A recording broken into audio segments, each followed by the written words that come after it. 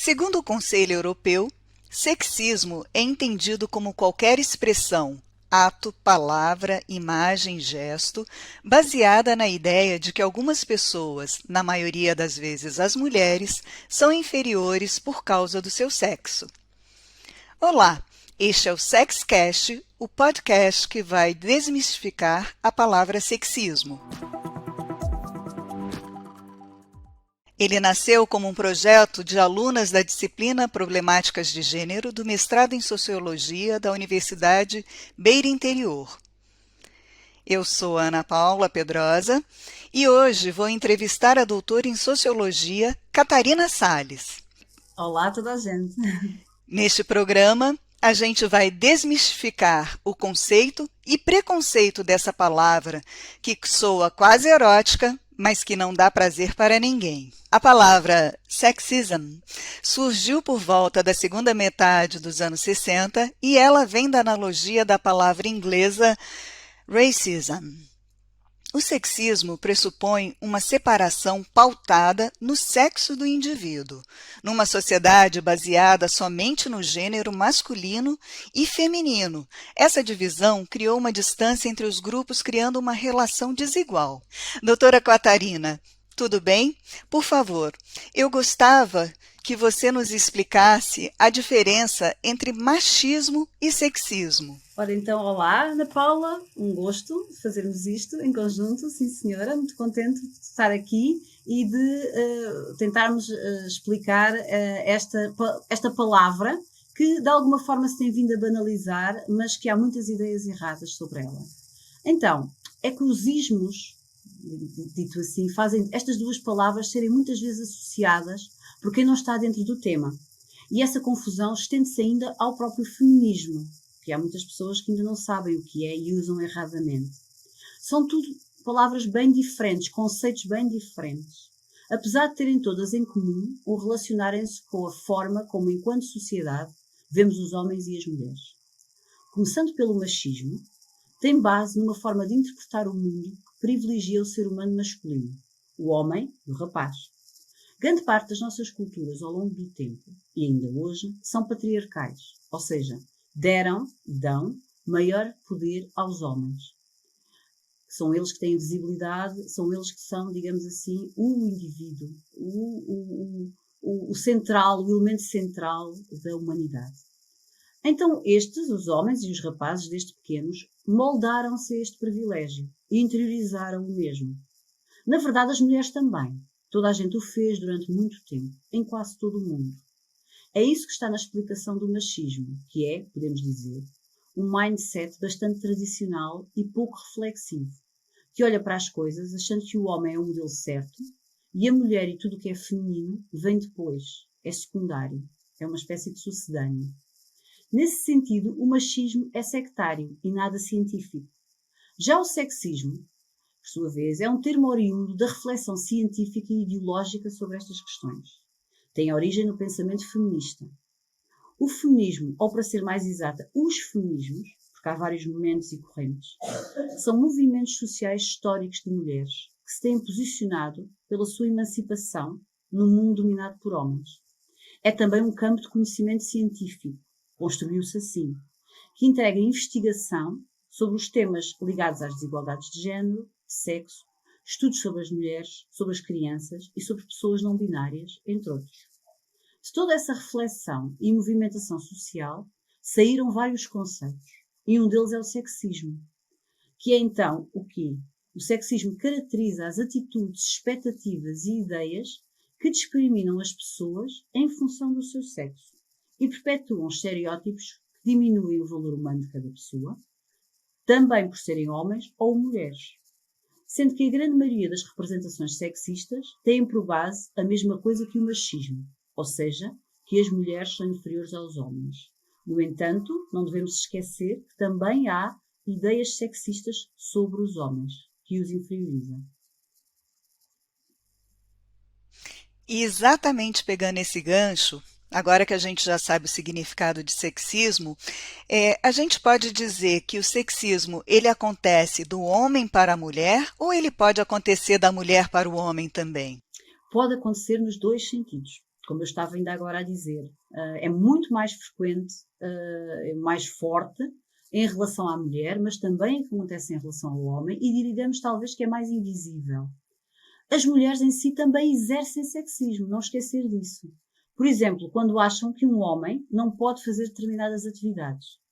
É muito comum isso relativamente, por exemplo, a cuidar de bebés ou exercer profissões de cuidar de pessoas idosas ou outros dependentes.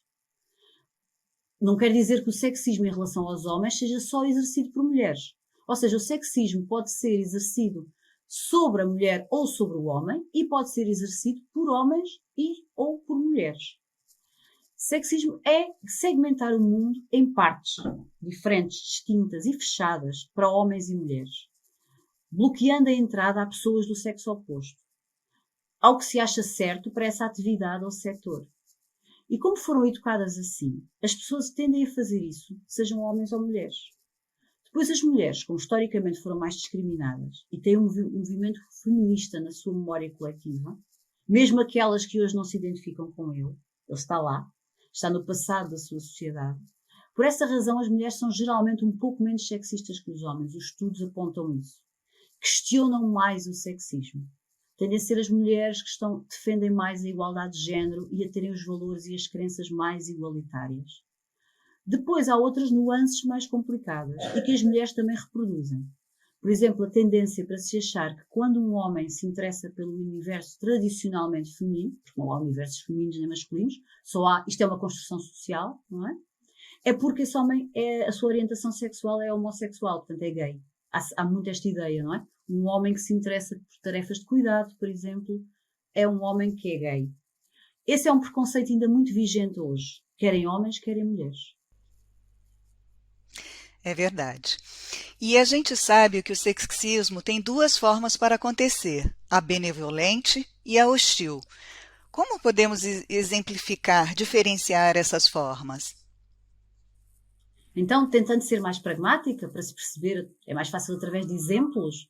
Como o próprio nome indica, sexismo benevolente é mais tolerante.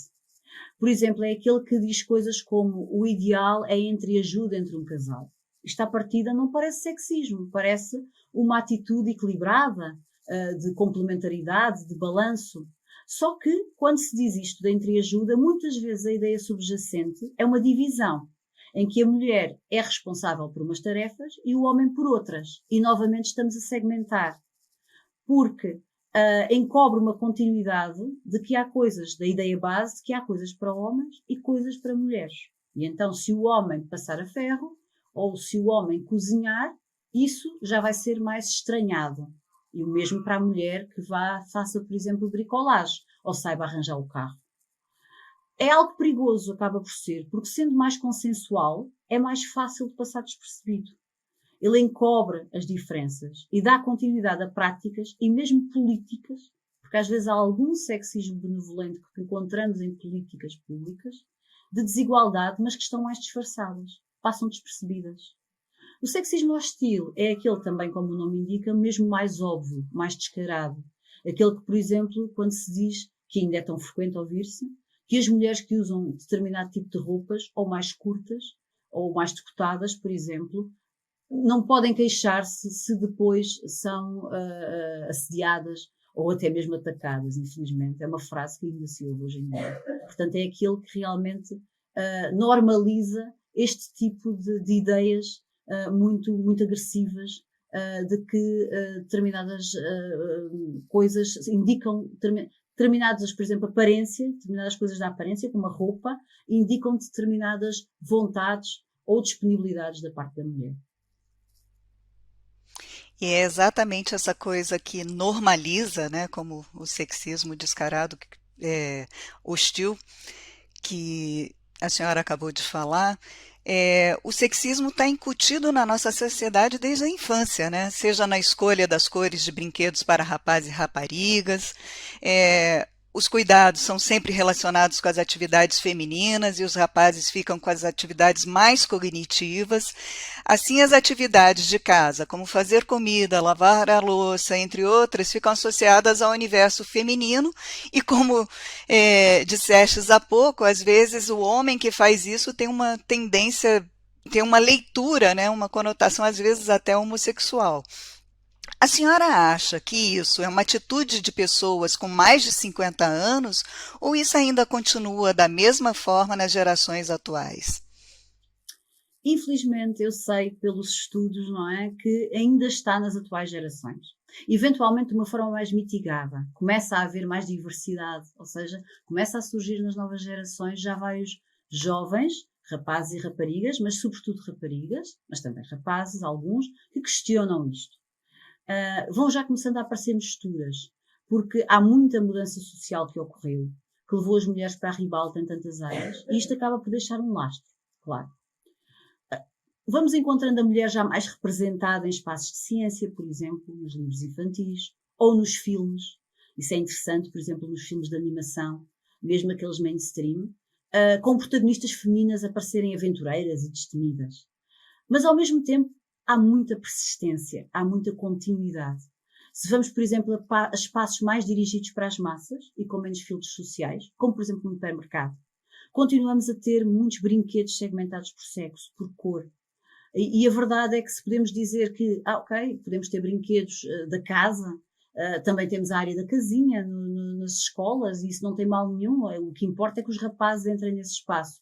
Mas a verdade é que depois verificamos, ao ver as crianças nos corredores dos brinquedos, que efetivamente os rapazes estão nos corredores dos brinquedos canalizados para eles, ligados mais à tecnologia, armas, ação, enquanto são as raparigas que estão no lado cor-de-rosa, que ainda se mantém muito cor-de-rosa e que não é apelativo para eles, até por essa própria cor, não é? Que se construiu como associada às mulheres, às raparigas, às meninas, sobretudo. Mais grave, temos ainda muitos pais e mães, e educadores e educadoras que reproduzem isto. Isso é que é mais complicado. Não é os brinquedos só, se calhar não era preciso mudar os brinquedos, era preciso mudar a maneira como se desperta as crianças para eles. Famílias com filhos e filhas pequenos, em que só a mãe cuida, e há a questão do role model, não é? Portanto, as crianças observam, se só a mãe cuida, eles realmente crescem não associando o pai ao cuidado. Os estudos sobre este tema o que nos mostram é que os nossos jovens ainda projetam essa diferença quando pensam no seu futuro familiar. Ou seja, ainda tendem a associar de uma forma muito funcionalista o cuidado mais às mulheres, às mães, às futuras raparigas que vão ser mães e suas companheiras, e aos homens outras tarefas mais instrumentais. Elas um pouco menos, mas também ainda alguma presença. Eu tenho até um artigo sobre isso de 2016 e estudos mais recentes indicam o mesmo, com estudantes universitários. É algo que leva muito tempo por causa desta continuidade de práticas sexistas que ainda vamos tendo. Olha que interessante. Nós vamos colocar aqui na descrição do podcast o link para esse estudo de 2016, desse artigo, tá? E eu gostava que a senhora falasse de alguns estereótipos femininos e masculinos, que de certa forma já foram citados um pouco acima, mas quando a gente para refletir sobre esse tema, eu entendo que os estereótipos levam aos preconceitos de gênero e resultam em atitudes sexistas. Faz sentido essa minha reflexão? Faz todo o sentido. Na verdade, o estudo do sexismo pretende destacar isso mesmo. Uma espiral, um crescimento que vai desde algo que pode parecer inofensivo na sua base até algo que pode acabar na violência de género, que é gravíssimo, não é? Vai diferenciando homens e mulheres de uma forma crescente de desigualdade que pode terminar nas suas formas mais graves. Não quer dizer que isto aconteça, ou seja, eu não estou a dizer de forma nenhuma que todas as pessoas que têm um pensamento sexista vão ser violentas, não é isso que se pretende afirmar. Mas em termos de tendências sociais, o processo é este. E é por isso que uma sociedade onde há mais situações de violência de género, tendencialmente é uma sociedade com preconceitos e estereótipos mais acentuados, sexistas mais acentuados. Há bocado, quando eu foquei a questão da roupa, já toquei um pouco isso. E é um bom exemplo, a questão da roupa. O tradicional da cultura ocidental é saia para as mulheres e calça para os homens. Tradicional de muitos anos, não é? É algo bastante antigo. Os filmes históricos mostram bem isso. Depois, no século XX, dentro do movimento feminista, as mulheres reivindicaram as calças, também como forma de reivindicar o espaço público. E em poucas décadas passaram a vestir mais calças do que saias. Apesar de nós continuarmos a representar a mulher típica, quando pedimos, por exemplo, um desenho, até uma criança, ou um adulto, tanto faz, eu já fiz essa dinâmica em diferentes grupos, fica claro que a mulher é tipicamente representada de saias. Até hoje ninguém me desenhou uma mulher de calças. Portanto, o peso da memória coletiva é extremamente importante. Aliás, os estudos sobre a memória mostram-nos isto. Uma criança pequena vai tender a desenhar uma menina de saia, mesmo que a sua mãe e até a sua avó, porque hoje em dia isto já acontece, usem muito mais calças do que saias. Do outro lado, o homem que usa saia, mais uma vez na nossa sociedade ocidentalizada, porque estamos a falar da nossa cultura, há diversidade, ainda hoje é muito complicado. É muito. Vai enfrentar realmente situações de ser gozado, olhado com estranheza, no mínimo, a não ser que ele se insira num meio muito específico, por exemplo, artístico, especialmente se for ligado à moda, onde o uso da saia pelo homem é associado à excentricidade e até podemos dizer que se calhar às vezes até o padrão, a roupa diferente, de forma que não há essa estranheza, não é? Mas porquê? Porque ele está dentro de um sítio onde isso já não é estranho. Fora deste recorte, o mais certo é ser imediatamente considerado gay, porque nos homens é muito forte esta associação à orientação sexual e que é algo que nos pares, no grupo de homens, portanto, os fragiliza muitíssimo, é muito violento. É fortemente discriminado por isso, de formas que podem ir de mais simbólicas até mesmo muito violentas. Nós temos vindo a melhorar nisto, mas enquanto sociedade global, mas ainda estamos longe. Aliás, os crimes de ódio assim o provam. Estamos aqui, portanto, a chegar à questão da violência. As pessoas T, portanto, as pessoas transexuais, transgênero, travestis, vivem esta violência cotidianamente. A sua aparência e a sua identidade T fala ser dos alvos mais frequentes de crimes de ódio. Relativamente às mulheres, este processo de confinamento a um espaço de inferioridade, em todos os sentidos, culmina na violência sobre elas.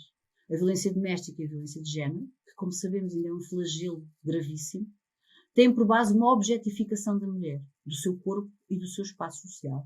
Portanto, na base está o não a considerar, não ser considerada pelo agressor, que no fundo se respalda numa sociedade que ainda lhe permite fazer esse caminho, embora o sacione depois, mas permite-lhe começar e progredir nesse caminho, não é? Vê a mulher como inferior a ele, como menos pessoa que ele. Essa situação é uma situação muito complicada que, inclusive, durante a pandemia cresceu absurdamente, né? Onde muitas vezes a questão da violência doméstica da mulher, ela ficou durante um período de isolamento muito intenso com seu agressor, né? E como você disse, estamos melhorando, mas ainda temos muito que melhorar. E aí, como podemos combater o sexismo para ter uma sociedade melhor e mais igualitária? Eu vou só dizer uma coisa em relação a isso da pandemia que disse, porque é um facto, foi realmente um problema gravíssimo, e a mulher não tinha sequer a oportunidade de se queixar, porque estava muito perto do agressor, não tinha tempo e espaço longe dele, portanto foi mesmo muito grave, e só depois é que vimos, quando desconfinámos.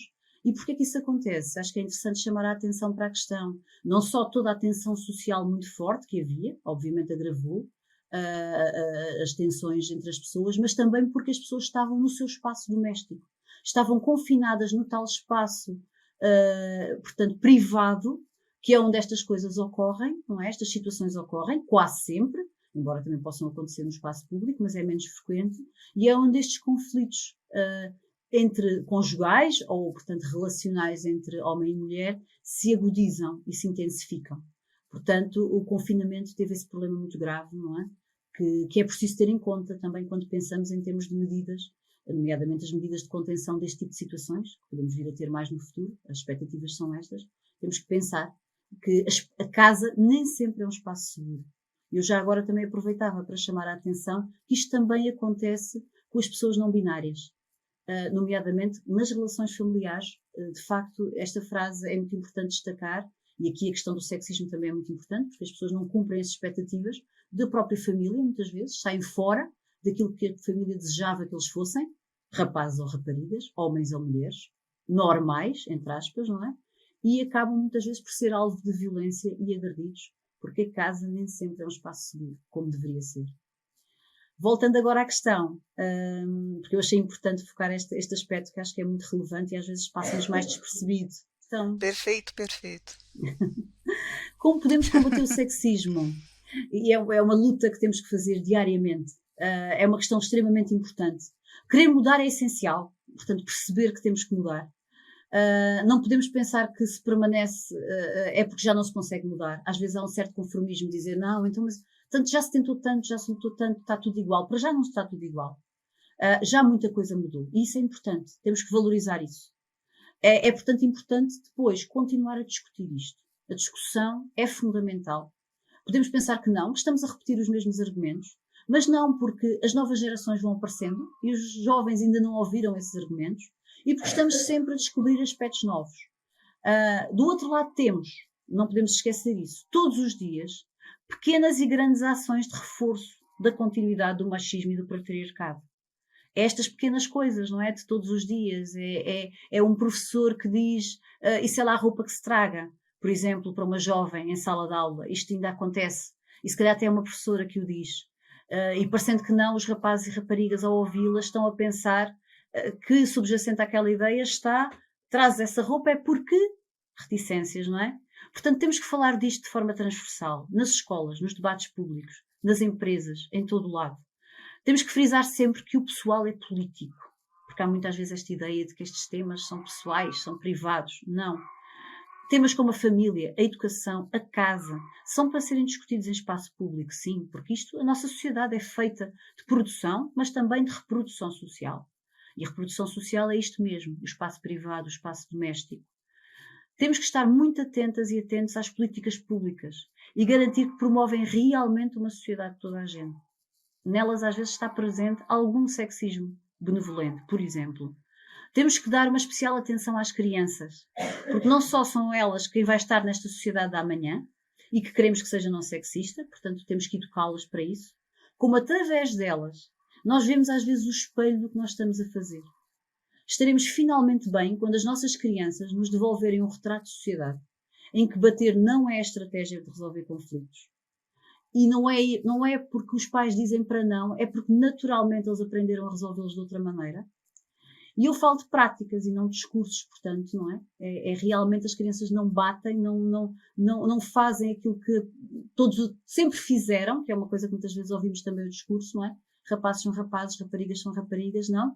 Quando eles realmente passarem a fazer, estar de forma diferente, de forma mais descontraída, mais diversificada, e a diversidade de papéis e a colaboração nas famílias seja mesmo uma realidade e não uma retórica politicamente correta. Maravilha. Acho que a gente ainda tem um caminho longo aí pela frente e as informações foram extremamente importantes, né? Agradeço muito à senhora pelas explicações, foram muito didáticas, muito claras, né? E agora que a gente já aprendeu o conceito de sexismo, a gente não vai mais falar que ele não existe. Se você quer saber mais informações sobre esse tema, mande suas dúvidas que podemos responder em um episódio especial. Siga o nosso podcast e compartilhe nas suas redes sociais. Até uma próxima! Adeus!